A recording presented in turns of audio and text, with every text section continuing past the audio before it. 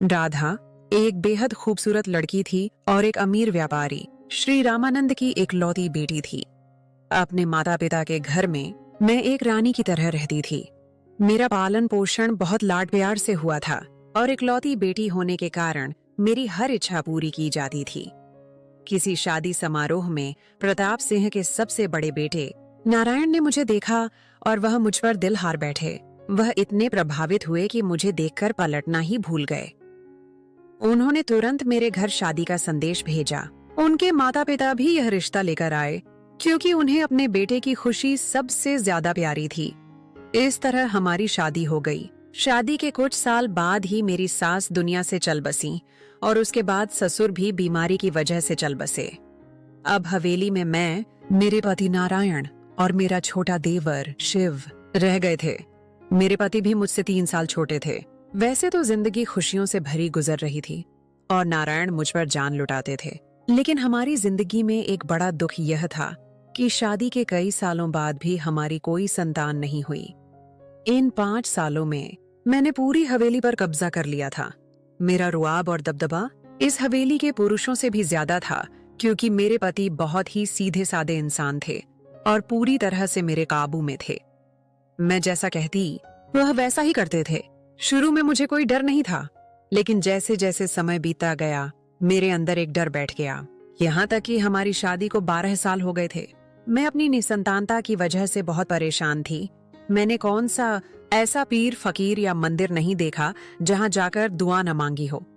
जिस बड़े वैद्य या हकीम का सुनती वहां भागी चली जाती, लेकिन नसीब में यही था कि डॉक्टर बताते कि मेरे अंदर एक बहुत बड़ी समस्या है जिसकी वजह से मुझे कभी संतान नहीं हो सकती। ये सुनकर मैं और भी परेशान होती चली गई और मुझे यह डर सताने लगा कि कहीं मेरे पति दूसरी शादी न कर लें। हमारी हवेली बहुत बड़ी थी और मेरे ससुराल की बहुत ज्यादा जायदाद और जमीनें थीं। इस हवेली को एक वारिस की जरूरत थी जो कि मैं नहीं दे सकती थी और मेरा देवर शिव आधा पागल था। उससे भी संतान की उम्मीद नहीं लगाई जा सकती थी। वीडियो पर आगे बढ़ने से पहले यदि आपने हमारे चैनल को सब्सक्राइब नहीं किया है तो कृपया सब्सक्राइब करें और उसके बगल में घंटी को चालू करें। अब मेरे सामने मेरे पति के सभी रिश्तेदार यही राग अलापते थे कि हवेली को वारिस चाहिए। चूंकि मेरा रुआब और दबदबा बहुत ज्यादा था, खास तौर पर अपने पति पर, वह मुझसे डरते भी थे और मुझसे प्यार भी करते थे क्योंकि यह उनकी अपनी पसंद की शादी थी। लेकिन समय के साथ साथ मुझे महसूस हो रहा था कि उनके प्यार में कमी आने लगी है। मुझे यह डर था कि लोग उन्हें मेरे खिलाफ न कर दें क्योंकि संतान न होने की वजह से मेरी स्थिति काफी कमजोर हो चुकी थी। सौतन की एक तलवार मेरे सिर पर हर वक्त लटकी रहती थी। मुझे डरावने सपने आते थे। हर दूसरे दिन अब मुझे सपने आने लगे थे। मुझे दिखता कि मेरे पति हाथ पकड़कर किसी लड़की को हवेली लेकर आ रहे हैं और मुझसे कह रहे हैं कि यह मेरी दूसरी पत्नी है, यह मुझे वारिस देगी। इन भयानक सपनों ने मेरा दिल दहला कर रख दिया था। वह हवेली से बाहर जाते तो मुझे मालूम भी नहीं होता था कि कहाँ जाते हैं और किन दोस्तों के साथ उठते बैठते हैं। लेकिन मुझे यह बात समझ आ गई थी कि उनके दोस्त अब उन्हें वारिस के बारे में बातें समझा रहे थे। हर किसी की नजर मेरे पति पर थी क्योंकि वह बहुत बड़े जमींदार थे और हर कोई चाहता था कि उनकी बहन या बेटी को इस घर में जगह मिले और वह ऐश की जिंदगी गुजारे। मैं किसी भी सूरत में अपनी जगह किसी को नहीं देना चाहती थी। पिछले 12 सालों से मैं हवेली में राज कर रही थी और मुझसे यह बात बर्दाश्त नहीं हो रही थी कि कोई और यहाँ आए और मेरी जगह राज करे और मैं एक कोने में पड़ी रहूं, क्योंकि राज सिर्फ संतान वाली का ही हो सकता है।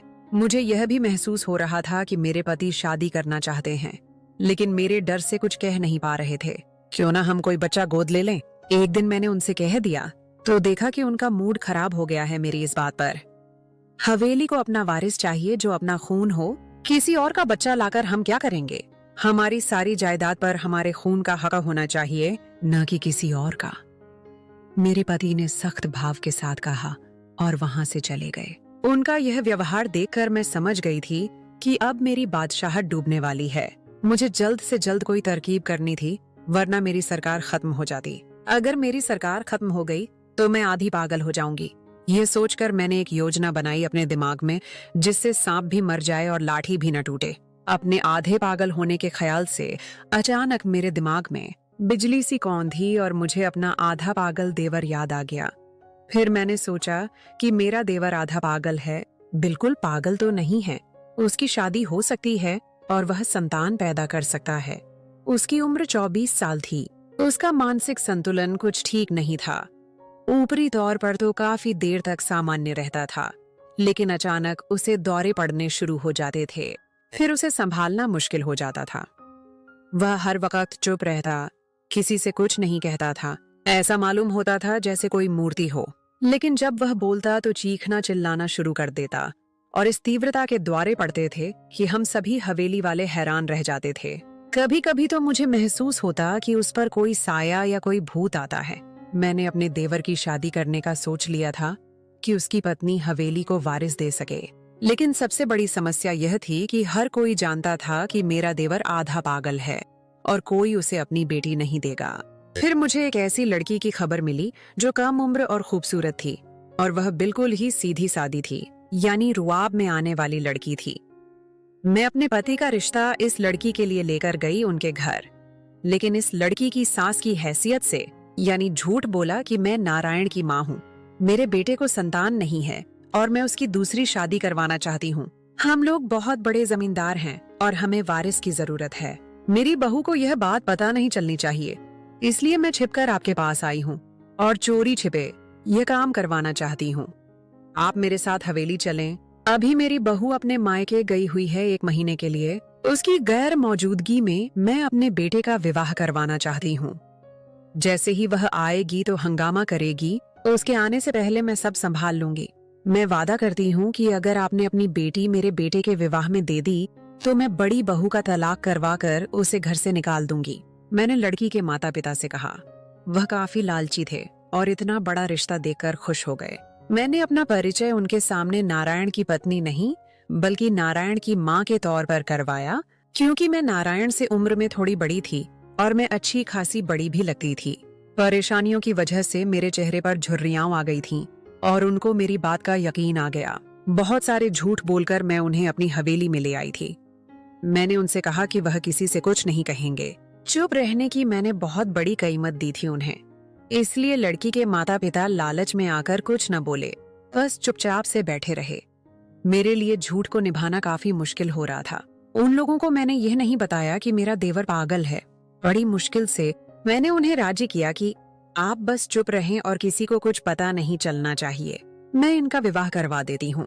मैंने अपने पति से गोपनीय तरीके से कहा और उन्हें चुप रहने को कहा। वह तो पहले ही मुझसे डरते थे, चुप हो गए। फिर मैं अपने देवर को कोने में ले गई।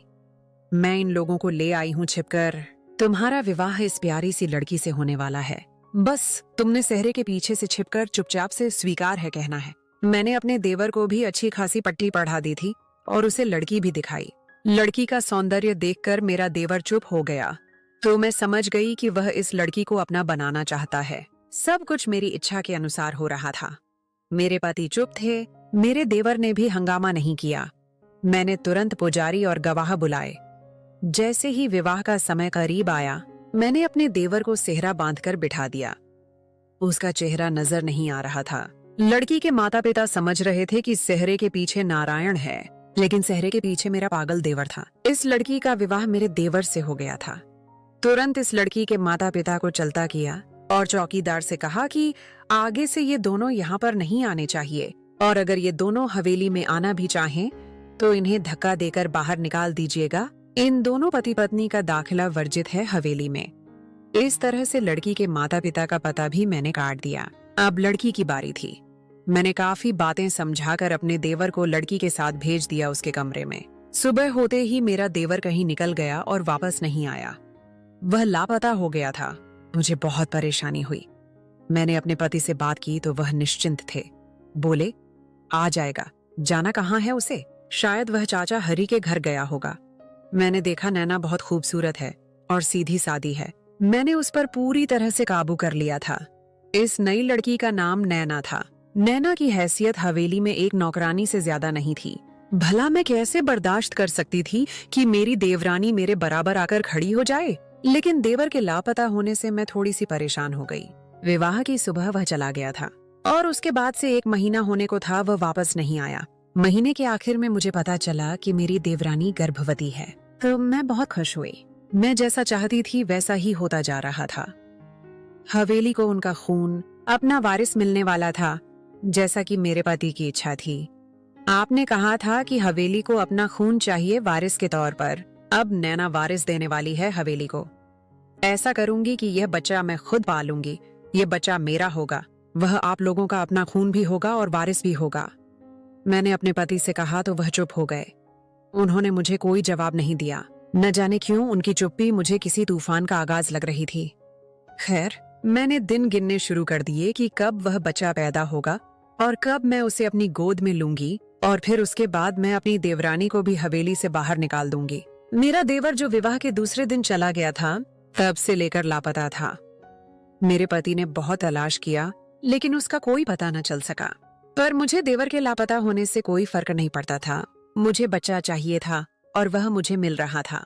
9 महीने तक मैंने अपनी देवरानी को कैद करके रख दिया। उसके खाने पीने का ख्याल रखा, लेकिन उसे किसी से मिलने नहीं दिया। उसके माता पिता एक बार उससे मिलने आए थे, लेकिन मेरे नौकरों ने धक्का देकर उन्हें निकाल दिया और कहा कि आगे से यहाँ मत आना। फिर वह दिन भी आ गया जब इंतजार की घड़ियां खत्म हुईं और मेरे देवर का बेटा दुनिया में आया।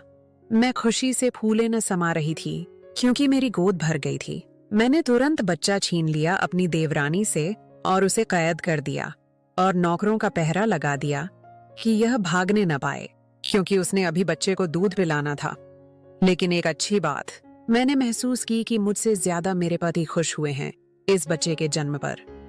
वह सारा दिन छोटू को गोद में उठाए रखते थे, उससे बातें करते थे और मैं हैरान होती थी। मैं खुश और निश्चिंत थी कि चलो मेरे पति ने छोटू को अपना बेटा मान लिया है और हमारी जिंदगी पूरी हो गई है। छोटू हर वक्त मेरे पास रहता था, लेकिन दूध की वजह से मुझे उसे नैना को देना पड़ता था। मजबूरी में महसूस करती रहती थी, लेकिन मैंने उससे कह दिया था, इस बच्चे के बारे में सोचना भी मत। फिर एक दिन मुझे ख्याल आया कि क्यों ना मैं छोटू को डिब्बे वाला दूध दूं और नैना को चलता करूं यहाँ से। मैंने डॉक्टर से सलाह करके छोटू के लिए डिब्बे वाला दूध शुरू किया और अब नैना की मुझे कोई जरूरत नहीं थी। चल, अब निकल यहाँ से। अब तेरी यहाँ कोई जरूरत नहीं है और आगे से अपनी शक्ल न दिखाना। मैं नैना को घसीटते हुए बाहर की तरफ लेकर जा रही थी कि अचानक से मेरे पति अंदर दाखिल हुए और उन्होंने यह सब देख लिया, मगर मुझे उनकी परवाह नहीं थी। मैं लंबे समय से हवेली के निवासियों के साथ यही व्यवहार करती आ रही थी और मेरे पति चुपचाप एक खामोश दर्शक बने देखते आ रहे थे। ये क्या कर रही हो राधा तुम? जिंदगी में पहली बार मेरे पति गुस्से से दहाड़े तो मैंने फटी फटी आंखों से उनकी तरफ देखा। आप इस लड़की की वजह से मुझ पर चिल्ला रहे हैं? मैंने गुस्से से कहा। तुम इसे इस हवेली से नहीं निकाल सकती हो, क्योंकि ये हवेली के वारिस की माँ है। मेरे पति ने चीखते हुए कहा तो मैं हैरान हो गई। वह आज पहली बार इतना चीख कर मुझसे बात कर रहे थे।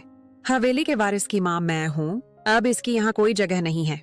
मैंने उनसे भी ऊंची आवाज में कहा तो ऐसा लग रहा था कि हवेली की दीवारें मेरी आवाज से कांपने लगी हैं। यह न सिर्फ हवेली के वारिस की माँ है, बल्कि हवेली के मालिक की पत्नी भी है। पति ने गुस्से से कहा, इस पागल शिव को आप हवेली का मालिक कह रहे हैं?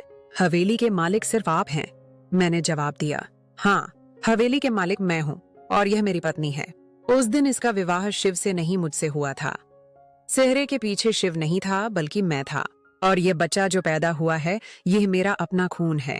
अब यह इस घर से नहीं जाएगी। इस घर से जाने का समय अब तुम्हारा आ गया है।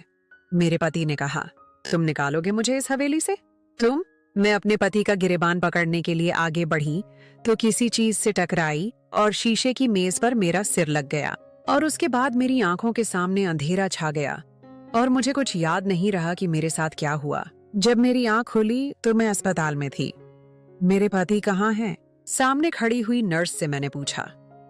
नर्स तुरंत वहां से चली गई और भागकर बड़े डॉक्टर को बुला लाई। चोट लगने के बाद आप कोमा में चली गई थी। पिछले 6 महीने से आप कोमा में थीं। आज पूरे 6 महीने के बाद आपको होश आया है, डॉक्टर ने बताया तो मैं हैरान रह गई। मेरे पति कहाँ हैं? मैंने फिर सवाल किया। आपके पति तो आपको अस्पताल छोड़कर चले गए थे और आपके इलाज के पैसे समय पर देते रहे हैं। यह पत्र है। उन्होंने कहा था कि जब आपको होश आए तो मैं आपको दे दूं। नर्स ने एक लिफाफा मेरी तरफ बढ़ाया। वह तलाक का पत्र था। मुझे अस्पताल से छुट्टी दे दी गई थी। मैं तुरंत हवेली की तरफ गई। किसी तरह हवेली पहुंच गई। वहां जाकर मैंने देखा कि वह बच्चा जो पैदा हुआ था अब 6 महीने का हो चुका था। हवेली के लॉन में वह बच्चा झूले में पड़ा खेल रहा था और मेरे पति और मेरी सौतन नैना उसे देखकर खुश हो रहे थे। मेरा सब कुछ लुट चुका था। मेरे पति किसी और के हो चुके थे। हवेली अब मेरी नहीं रही थी। तुम यहाँ क्यों आई हो? चली जाओ यहाँ से। तुम्हारा अब यहाँ कोई काम नहीं है। मैं तुम्हें तलाक दे चुका हूँ। तुम इसी लायकम थी। मेरे पति ने मुझे धक्का देकर घर से निकालना चाहा। मुझे यकीन नहीं आ रहा, नारायण, कि आप मुझे धक्का देकर निकाल रहे हैं यहाँ से। मैंने हैरानी से कहा। तुमने भी तो नैना के माता पिता को धक्का देकर यहाँ से निकाला था, याद है ना? लेकिन फिर भी मैंने उनकी छिपकर मुलाकात करवाई थी नैना से। तुम्हें पता ही नहीं चला। अब खुद को धक्के मिल रहे हैं तो बुरा लग रहा है? क्या सिर्फ तुम्हारी इज्जत ए नफ्स है, किसी और की नहीं? चली जाओ यहाँ से, नारायण ने कहकर मुझे निकाल दिया। मैं भीख मांगकर गुजारा करती हूँ। सच कहते हैं, बुरे का अंत बुरा होता है। नारायण के हाथों अपमान और राधा का दूसरा जन्म। नारायण के हाथों अपमानजनक तरीके से हवेली से निकाले जाने के बाद राधा का दिल टूट चुका था, मगर उसकी अकड़ अभी भी बाकी थी। वह भीख मांगकर गुजारा करने लगी थी, मगर उसका दिमाग लगातार नारायण से बदला लेने की योजना बना रहा था। उसे याद आया कि नारायण ने जब नैना के माता पिता को छिपकर नैना से मिलवाया था तो नारायण के एक बहुत ही वफादार नौकर करम सिंह ने उनकी मदद की थी। राधा को लगा कि करम सिंह उसके काम आ सकता है। उसने अपनी सारी खुददारी को एक तरफ रखकर करम सिंह से संपर्क किया। करम सिंह उसके जुल्मों से तंग आ चुका था, मगर नारायण से उसकी वफादारी निस्वार्थ थी। राधा ने उसके सामने झूठ का सहारा लिया कि उसे अपनी गलतियों का एहसास हो गया है और वह सिर्फ एक बार अपने बेटे छोटू को गोद में लेना चाहती है। करम सिंह राधा की हालत देखकर पिघल गया और उसने नारायण और नैना को बताए बिना राधा को एक रात हवेली में दाखिल करवाने का फैसला किया। एक रात जब हवेली के सभी निवासी सो रहे थे, करम सिंह ने राधा को एक गुप्त दरवाजे से अंदर दाखिल किया। राधा सीधे छोटू के कमरे में गई। उसने सोचा कि वह उसे गोद में लेकर उससे अपनी मोहब्बत का इजहार करेगी और फिर चली जाएगी, मगर उसकी नजर कमरे में रखी हुई कुछ दस्तावेजों पर पड़ी। वह नारायण की सारी जायदाद और व्यापारिक दस्तावेजें थीं। राधा के दिमाग में एक नया शैतानी ख्याल आया। उसने जल्दी से सभी कागजात एक थैले में भरे और वहां से निकल गई। सुबह जब नारायण को कागजात की चोरी का पता चला तो वह गुस्से से बेकाबू हो गया। उसे यकीन था कि यह काम राधा का है और उसने करम सिंह पर बहुत गुस्सा किया। नारायण ने करम सिंह को हवेली से निकाल दिया। राधा बेगम की दौलत और नारायण का पतन। ओह नहीं, अब राधा के पास बहुत ज्यादा दौलत थी, मगर उसके पास उसे चलाने का कोई अनुभव नहीं था। नारायण के सभी कारोबार और जायदाद की दस्तावेजें उसके कब्जे में थीं। राधा ने बहुत चालाकी से एक अनुभवी वकील रणजीत सिंह की सेवाएं लीं, जो सिर्फ पैसों का पुजारी था। उसने उसे हर तरह का लालच दिया और यह भी बताया कि यह सारी जायदाद उसने नारायण से छिपकर हासिल की है। रणजीत सिंह ने राधा की मदद की और उसने धीरे धीरे नारायण के कारोबार को अपने नाम करना शुरू कर दिया। राधा अब एक भीख मांगने वाली औरत से एक मालकिन राधा बेगम बन गई थी। उसने एक बड़ी और शानदार हवेली खरीद ली और अपने पुराने अपमान का बदला लेने के लिए एक ताकतवर औरत के तौर पर उभर कर सामने आई। नारायण को जब अपने कारोबार की तबाही का पता चला तो वह चौंक गया। उसने करम सिंह को वापस बुलाया और उससे माफी मांगी। करम सिंह ने राधा की सारी चालाकी नारायण को बताई। नारायण का गुस्सा और भी बढ़ गया। उसने तुरंत राधा के खिलाफ कानूनी कार्यवाही का फैसला किया, मगर राधा ने पहले ही सभी कागजी कार्यवाही पूरी करवा ली थी। नारायण को पता चला कि अब वह हवेली के अलावा सब कुछ खो चुका है, मगर उसकी सबसे बड़ी दौलत उसका परिवार था, उसकी पत्नी नैना और उसका बेटा छोटू। मोहब्बत का बदला और अकेलेपन का अंत। हाँ, राधा अब बहुत अमीर और ताकतवर हो चुकी थी। उसने अपने नए धन दौलत की नुमाइश शुरू कर दी। उसने बहुत सी पार्टियां और महफिलें आयोजित की ताकि नारायण को ईर्ष्या हो। उसका मकसद सिर्फ नारायण को दुख पहुंचाना था। नारायण को यह देखकर बहुत तकलीफ हुई, मगर उसने अपने परिवार के साथ एक सादा जिंदगी गुजारना शुरू कर दिया। नारायण ने एक छोटा सा कारोबार शुरू किया और मेहनत से जिंदगी गुजारने लगा। एक दिन राधा को गंभीर बीमारी ने घेर लिया। वह अकेली थी और दौलत की भरमार के बावजूद उसके पास कोई भी अपना नहीं था। रणजीत सिंह और दूसरे वकील सिर्फ पैसों के लालच में उसके साथ थे। जब राधा की बीमारी बढ़ गई तो वह अस्पताल में दाखिल हुई। उसने डॉक्टर से अनुरोध किया कि वह नारायण को बुलाए। डॉक्टर ने नारायण से संपर्क किया, जो पहले तो हिचकिचाया, मगर नैना के कहने पर वह राधा को देखने चला गया। नैना ने उससे कहा कि नारायण, हमने उसे माफ कर दिया है, हमें नफरत नहीं रखनी चाहिए। नारायण अस्पताल में राधा से मिलने आया। राधा ने देखा कि नारायण खुश है, उसकी आंखों में सुकून है। नारायण और नैना को छोटे से घर में खुश देखकर राधा का दिल टूट गया।